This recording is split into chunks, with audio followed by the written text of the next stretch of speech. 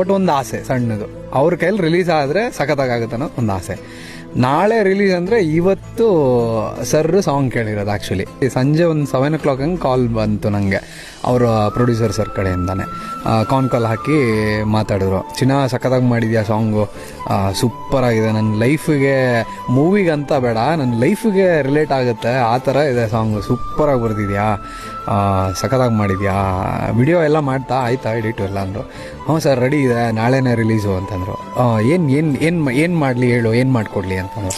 ಹಂಗೇನು ಬೇಡ ಸರ್, ನಿಮ್ಮ ಕೈಯಿಂದ ಒಂದು ರಿಲೀಸ್ ಮಾಡಿಕೊಡಿ ಸಾಕು ಅಂದರೆ. ಅಷ್ಟೇ ತಾನೇ ಚಿನ್ನ, ಬಾ ಮಾಡೋಣ ಅಂತ ಹೇಳ್ಬಿಟ್ಟು ಟೈಮ್ ಆಮೇಲೆ ಒಂದು ಸೆಟ್ ಮಾಡಿದರು.